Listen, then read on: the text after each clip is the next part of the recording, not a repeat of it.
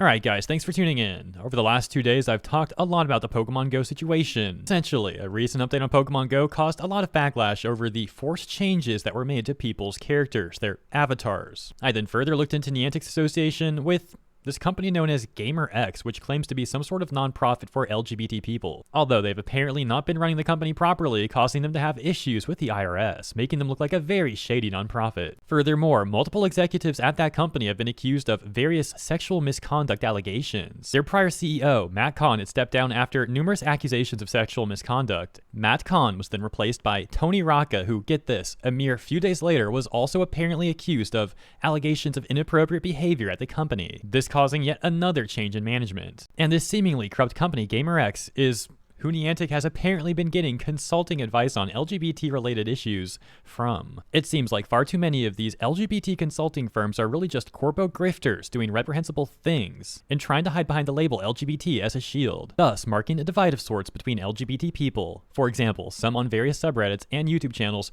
are siding with the corpos and defending these sort of corrupt and predatory consultancy firms, while other LGBT people take a stand against that corruption and call them out. In the face of all this backlash, many players are taken to the App Store to voice their opinion and give negative reviews. However, some are claiming that those reviews are being hidden. And with all this backlash occurring, it seems like now we've actually got a response addressing the situation from Pokemon Go.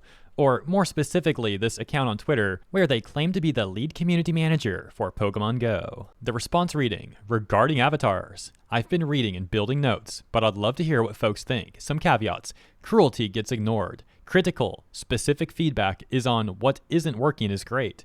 Saying what you like is just as important as what you don't like. I want both. Side note here too, diversity means everyone, so your feedback is valuable regardless of who you are. Love all the feedback I'm getting so far. Thank you for being both critical and respectful. It's not the worst response, but that is a very low bar when it comes to corporate responses to backlash. One might also wonder if that tweet was simply made for optics, as there's already plenty of information on what players are unhappy about all over social media. Furthermore, the responses were eventually locked, so only certain people could respond. However, if Niantic were to cut ties with GamerX and actually listen to player feedback on these issues, perhaps they can actually win some goodwill back. It's difficult to imagine that Niantic would even want to have an association with GamerX, let alone pay them for consulting advice, given the company's disturbing history. I suppose time will tell what actions they take, or don't take. Consider letting me know what you think about the response by the Pokemon Go lead community manager and the situation at large. As always, thank you for your time. I hope you enjoyed this segment, and if you did, also consider liking and or subscribing to the channel. I appreciate your support,